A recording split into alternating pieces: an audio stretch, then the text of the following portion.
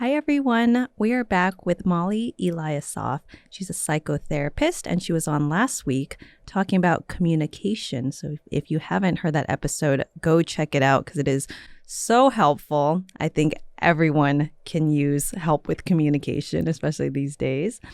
And Mollie is back to answer some of the questions that you all sent in.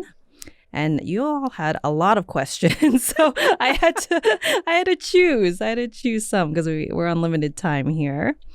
So Mollie, are you ready? Let's do it. Okay. How can someone with an anxious or avoidant attachment style become more secure? Yeah, this is a really good question, and my answer might be complex, but I'm going to try and make it as simple as possible so people can start somewhere. I think it's a long journey. To change our attachment patterns takes a long time of finding secure connection and secure relationships. A great place to start is with individual therapy, right? We really want to work that stuff out for ourselves first to be able to understand when we become anxious, when we become avoidant, and then be able to shift that in our relationship. If you're not interested in therapy, and even if you are, an addition can be also having a partnership that's secure, having relationships that are secure. So that can be your literal romantic partner, but that also can be friendships. And if you don't know what secure feels like, it's kind of like not having that stomach flipping feeling at ease, feeling relaxed, trusting the back and forth of the relationship dynamic, that calm that happens, that's usually what secure feels like. Of course, there's going to be tension and fights and moments, but most of the time it feels like ease. So that's the goal, but that's a long process for sure. So that stomach flipping, is that the butterflies when someone meets someone they're attracted to? It's a little different, right? It's almost like, I think about it maybe like your stomach dropping, that nervousness feeling of, oh my goodness, what's going to happen? Or, oh boy, I don't want to deal with this. Either one of those feelings is more like the anxious or the avoidant, where those butterflies feel like a zest, like a little moment where it's an excitement, it's a flurry, right? That's a little different. And for people who do get into a secure friendship, relationship, sometimes I hear people say when it's too secure, then it feels boring or not romantic, or they're not attracted to that. How does that work? Is there something can you change your outlook on that? That's a really good question. I would say the goal first is to decide what it is that you want for your life, right? How do you want to feel most of the time? And I think most people that I've worked with over the many, many years I've been doing this, right, want at the end of the day to know that they can trust the other person, that they can rely on the other person, that they can feel relaxed in their relationships. Again, whether that's friendships or your romantic relationship. And so there are moments that might make it feel mundane. And I think people equate that with boring, right? And instead, I would challenge that person to think about, how can you get more curious in the relationship? How can you find newness for your current relationship, even if you've been together 20 years? But if you're just looking for the dramatic highs and lows, then you may not be interested in a secure attachment relationship. It's very seldom that I have heard that people prefer an anxious or an avoidant connection, but could be. Yeah, for long term, right? Yeah, for long term, right. Yeah, that's what I usually say. I'm like, if you're having a fling, you're somewhere like Italy for a few months, that might be fun.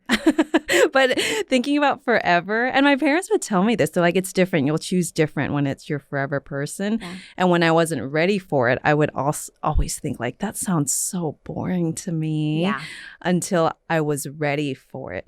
Because I started my personal growth and I knew what would be better for me, but I still continued to go after the anxious, avoidant roller coaster. I wanted fun, I guess, which was fine in that time until I realized one day, you know what? I am done with this. I am going to choose different because I want to get married. I want a long-term relationship. Yeah. Exactly like you said, how do I want to feel in that relationship forever?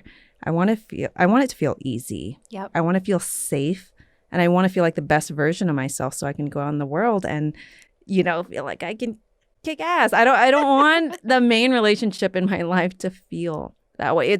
I hated that feeling. Yeah. Honestly, that anxiousness. But it is possible to change out there anyone's listening and you feel Yeah. stuck, it is possible to change. And I would also add that if anyone's listening and kind of relates to feeling more connected to the anxious or avoidant connection, it's also okay to understand that like we changed and evolved what we want, like you just talked about, over time, but also because we don't even realize what secure feels like. Like if you've never had that in your life from a parent or a loved one, you might not understand what that calm comfort can feel like. And so it's okay to explore, what is this alternative living? What does secure really feel like? Absolutely. And I felt it initially with my friendships. There's certain friendships I thought to myself, like, who do I feel like myself with? And so I use that as a starting point. Like, I should feel comfortable like I feel like when I'm with my best friend April. That's the feeling that I want. Yep. But I want to be sexually attracted to my partner. Yeah. But the feeling when I'm with this person should feel like when I'm with, my friends who make me feel safe and like the best version of me. Friendships are a great place to start. How can one manage rejection, even as a confident, strong person? Yeah. To realize that it's hard for all of us. It is. It sucks. It's so hard. Or, rejection is really hard because we want to be accepted as ourselves always, right? And there's the underneath of rejection is saying like, you're not right for me. And what happens, I think, is people start to internalize, you're not right for me means I'm not good enough. And that's the thing that we can start to shift, because that's not what the comment is. It's saying it's not a match for the other person, whether they're not connecting with who you are, or they're not ready for a relationship themselves, or they're not comfortable in their own skin. We don't know the answer in their head. We just can start to change the way we're thinking about it from, instead of I'm not good enough, this is not the right connection for me. And sometimes that can start to make rejection a little lighter and smoother.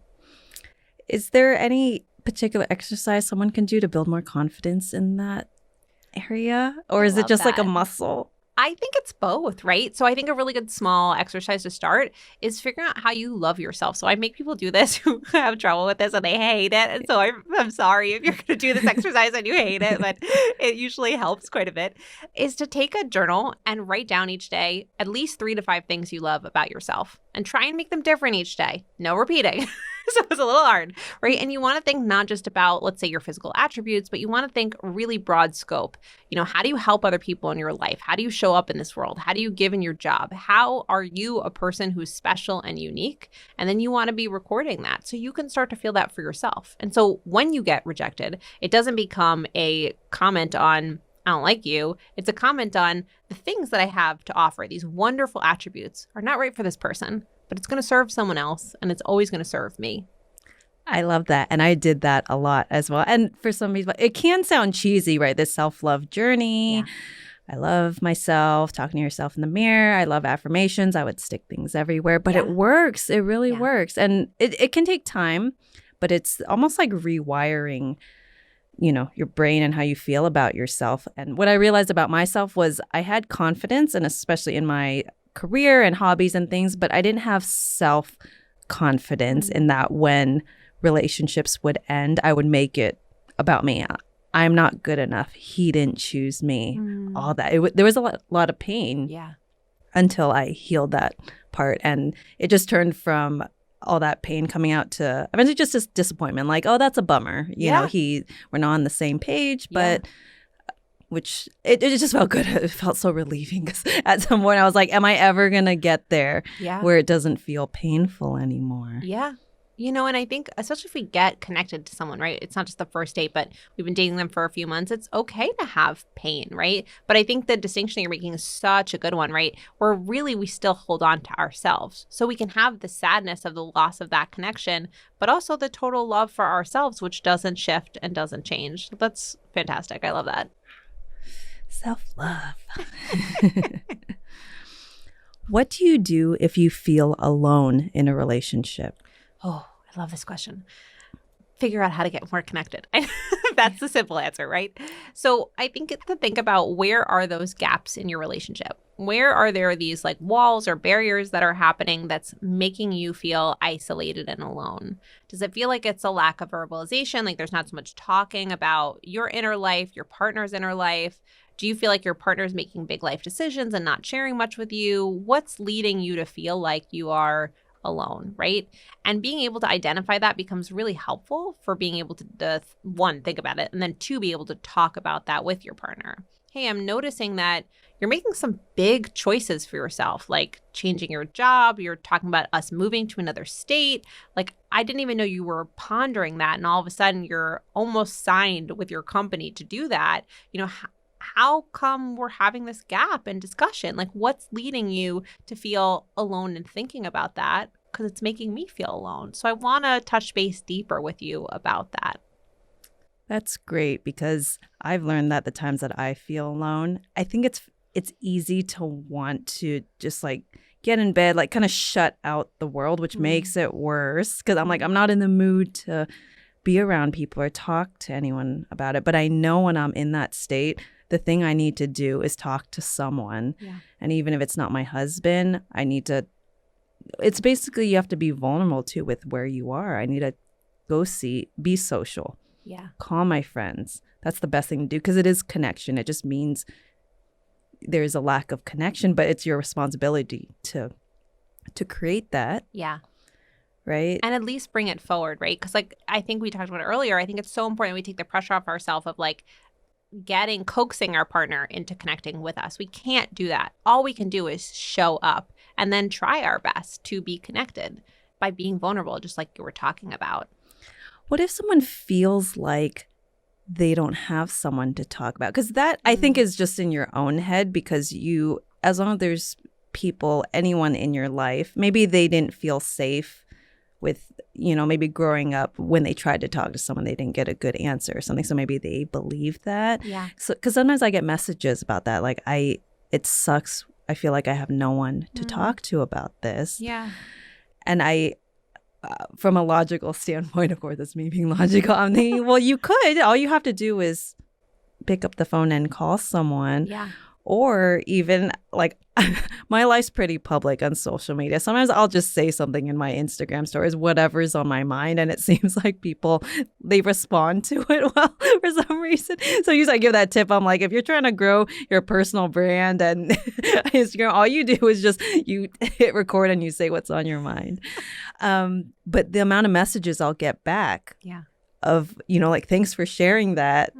And it's over social media, but that little thing actually sometimes makes me feel better as well. Yeah. Because no one wants to feel alone, right? And it sucks. It sucks, right? And I think that's why everyone responds so much to a message like that, right? And when they see it in their Insta stories, they like feel you and they want to connect because they also understand what that isolation feels like, or whatever you're sharing. They get that sentiment, And I think it is really important to have kind of like a list of your go-to people and really think about what are they your go-to people for, right? Some people are really great at empathy and other people are really good at helping you think things out factually. And it's really nice to have that list. So not one person becomes your everything to go to when it's outside of your relationship.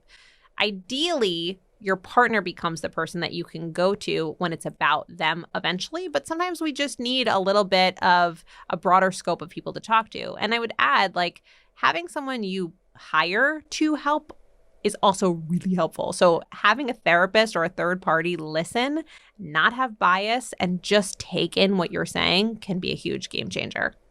I agree. The times I've gone to therapy, I love it. I love it. And they're neutral. They just know the questions to ask. And I have found it so valuable. Yeah. How do you handle the desire for closure, especially after being ghosted or in a toxic relationship? This is a goodie, and I think this is happening a lot for people. So I think this is important to talk about. I like this question. I think it's really important to remember that we never know what's going on in someone else's head. And we also don't really know somebody else, right? So when they ghost us or they do something toxic, it's not our job to get in their head and understand or comprehend them. It's just our job to take care of ourselves. Right? So, of course, there's going to be a slew of feelings that are going to come up for you, whether it's disappointment or anger or confusion. And it's your job to be there for all of those feelings, to really validate them, acknowledge them, give them space, and then also understand what it is that's going to make you feel full again. What's going to make you feel that sense of love. So again, we're removing further and further from this other person and thinking more and more about ourselves, because our job is to think about our own personal wellness. And that starts to allow us to connect to people who feel that way too, exist that way too, and want that for us as well. I love that. Focus on you. Which, well, is there such thing as focusing too much on yourself? I don't think so. No, that's not really healthy. Don't. I mean, I think that if we start to lose empathy for other people, if we start to not feel things for others, then maybe we're not thinking more openly about other people. But I don't think there's ever thinking too much about ourselves, taking care of ourselves too much. If you ever had a pet before, you would never say, I take care of my pet too much. That's no true. one would ever say that, right? So like we should feel the same way about ourselves. All right, the last question. Yeah. Do you have advice for someone who has to see their ex regularly? Okay. Like at a job? Either a job or maybe there's a kid. Yeah. So I think the goal is to really think about like, what does positive connection look like between the two of you? And how can you communicate about that ahead of time as well as in the ongoing, right? So how do you really communicate about how are we dealing with co-parenting together? What's your ideal? And even as you move through it, right, maybe someone starts dating someone else and it starts to get a little complicated. How do you keep communicating through that conversation so you really get clarity as new things pop up? How do we want to deal with this? How do we feel about this? What's the best approach for it? So it's still staying connected in a way, but in a way that has like a newness to the relationship, that it's less romantic and more about how are we going to function together so I feel okay and you feel okay. That's if it's amicable, right? Right. So what if it's not? Like I mean, that must be so hard if you're still healing and maybe they start dating someone else. Yeah. Are there any coping mechanisms? Go see a therapist. That's what I would say. Yeah. Like do everything you can. Make sure you have a support system. Yeah. If you have good friends and family. Yeah. And this is where self-love is so important. Why are you valuable? And if you can't answer that question easily, it's worth figuring out the answer for yourself. And you can survey a bunch of people in your life to get their answers towards you if you really don't know where to start. But it's so important that you can answer, why am I valuable? Why am I important in a relationship, right? Because then you can remember, okay, this person chose not to have that attribute in their life, at least for me. But I have that ability to be there in that way for someone else. And there for myself in that way. I mean, if we can't love ourselves, I know this is a really controversial thing to say, but and a lot of people feel differently about it, but if we can't love ourselves, then how are we really going to be able to be in a relationship that has highs and lows where the person's maybe not always going to feel love towards us and still feel love towards ourselves? That needs to be the stable piece in our life, that we feel positively towards ourselves. I love that you recommended to ask people if you don't know where to start, because I did that. Yeah. I actually did it I forgot where I got the exercise from. I think I was actually working on personal branding for my photography business. It's like 15 years ago. And I asked on social media and I emailed my friends, what are your 3 favorite qualities about me during my research? And one that came up a lot that I didn't realize about myself, a lot of them said you're very thoughtful.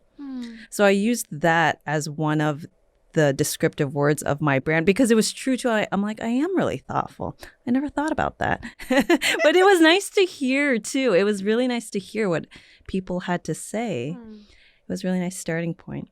And can shift things for us a lot, right? We might not think about thoughtfulness as softness, but to go back to our earlier conversation, that is a way you are soft. It's through thoughtfulness, just being yourself. It is. Oh, thank you. You're welcome. Thanks. Well, thank you so much. If people would like to learn more about you, where could they find you? Yeah, the best place to find me is on Instagram at More with Mollie, Mollie. Awesome. Well, thank you so much. It's been so helpful. You're welcome.